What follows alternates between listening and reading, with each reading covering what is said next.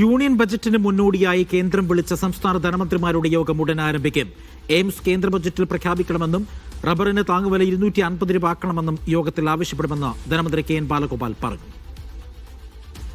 നേരത്തെ തൊട്ട് നമ്മൾ പറയുന്ന എയിംസ് കേരളത്തിന് മാത്രമാണ്. മേജർ സ്റ്റേറ്റുകളിൽ പ്രത്യേകിച്ചും ആരോഗ്യരംഗത്ത് ഇത്രയും ഒരു പശ്ചാത്തലമുള്ള സ്റ്റേറ്റിൽ എയിംസ് അനുവദിക്കേണ്ടതാണ്. എന്തുകൊണ്ടോ രാഷ്ട്രീയമായിട്ട് അത് അനുവദിക്കുന്നില്ല. നിർബന്ധമായിട്ടും ആ എയിംസ് അനുവദിക്കണം എന്നുള്ള റിക്വസ്റ്റ് ഉണ്ട്.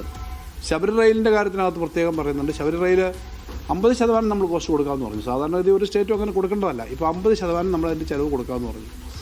പക്ഷേ അത് ഒരുമിച്ച് ആ പണം കിട്ടണം തുടങ്ങിയ കാര്യങ്ങൾ പറഞ്ഞിട്ടാണ് ഇപ്പം താമസിപ്പിക്കുന്നത്. അത് അടിയന്തരമായി തുടങ്ങണം. അടിയന്തരമായി തുടങ്ങി അതിൻ്റെ നിർമ്മാണം എത്രയും പെട്ടെന്ന് പൂർത്തീകരിക്കണം. ലാൻഡൊക്കെ എടുക്കുന്ന കുറച്ച് കാര്യങ്ങളൊക്കെ തുടങ്ങി വെച്ചതാണ്. അതിനൊപ്പം റബ്ബർ കർഷകരുടെ ഒരു കാര്യം പ്രത്യേകമായിട്ട് എടുത്ത് പറഞ്ഞിട്ടുണ്ട്. റബ്ബർ കൃഷിക്കാർക്ക് നമ്മളിപ്പോൾ ഈ കഴിഞ്ഞ 2 മാസം മുമ്പ് നമ്മൾ പ്രഖ്യാപിച്ച 200 രൂപ തറവില്ല എന്നുള്ളത് നമ്മൾ പ്രഖ്യാപിച്ചിരുന്നു. വാസ്തവത്തിൽ 250 രൂപയെങ്കിലും കൊടുത്താലേ കൃഷിക്കാർക്ക് നിൽക്കാൻ പറ്റും. 50 രൂപ കേന്ദ്ര സർക്കാർ അതിന് പ്രത്യേക ഒരു പദ്ധതി അതിൻ്റെ ഒരു തറവിലയ്ക്ക് വേണ്ടി നൽകണം എന്ന് നമ്മൾ വീണ്ടും ആവർത്തിച്ച് പറഞ്ഞിട്ടുണ്ട്.